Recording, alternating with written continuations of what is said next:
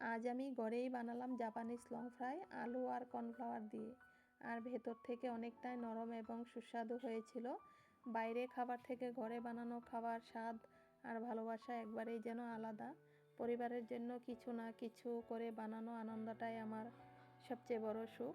তো hello family, সবাই তোমরা কেমন আছো? আশা করছি তোমরা সবাই ভালো আছো। তো আমার আর একটা নতুন ভিডিওতে তোমাদের অনেক অনেক ওয়েলকাম। তো এখানটায় দেখো আমি সিদ্ধ করা আলু নিয়েছি আর 1 চামচ বাটার দিয়ে এটা পটেটো ম্যাশার দিয়ে আমি ভালো করে ম্যাশ করে নেব, যাতে একটা দানা দানাও না থাকে। আর ওইদিকে আমি কর্নফ্লাওয়ার, নুন, কসুরি মেথি আর চিলি ফ্লেক্স রেখে দিয়েছি বাটিতে, এগুলো দেব। বেশি কিছু উপকরণ লাগে না এটাতে। এখন কর্নফ্লাওয়ার দিয়ে দিয়েছি আলুটাতে, কসুরি মেথি দিয়েছি, চিলি ফ্লেক্স দিয়েছি আর পরিমাণ মতো নুন দিয়ে দেব। পরিমাণ মতো নুন দিয়ে একটুখানি সাদা তেল দিয়ে ভালো করে আমি একটা মেখে ডো বানিয়ে নেব। আর তোমরা কে কোথায় থেকে আমার ভিডিওগুলো দেখছো কমেন্টে জানিও।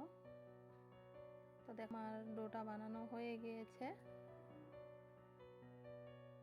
এখন একটা আমি পলিথিন নেব, মানে এটা আমার শাড়ির পলিথিন ছিল, এটা দেশি জোগাড়। তোমরা বাটার পেপার থাকলে বাটার পেপারও দিতে পারো। আমি এভাবে একটা কাগজ দিয়ে ভালো করে উপর দিয়ে একটা ঢাকা দিয়ে আমি বেলনি দিয়ে বেলে নেব আর রুটির মতন বানিয়ে নেব। এটা বেশি পাতলাও করব না, একদম মোটাও করব না, মিডিয়াম রাখবো। তো দেখো আমি হাত দিয়ে, আমি চাকু দিয়ে আমি সাইডগুলো মিলিয়ে দিচ্ছি। এভাবে আমি একটা স্কোয়ার শেপ বানিয়ে নেব। তো দেখো আমার হয়ে গিয়েছে। এখন চাকু দিয়ে আমি লম্বা লম্বা করে কেটে নেব। আর তোমরা যদি নতুন হয়ে থাকো আমার পেজটাকে ফলো করে দিও। আমার ভিডিওটা যদি পছন্দ হয় তোমাদের, তাহলে লাইক কমেন্ট শেয়ার করে দিও।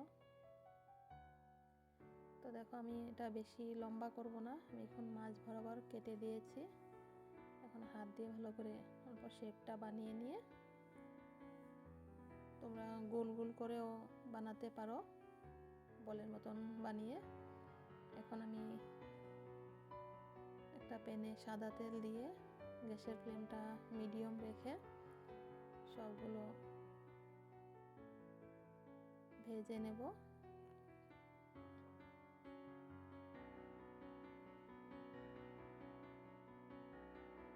তো দেখো আমার এগুলো আমি এক এক করে সবগুলো ভেজে নেব।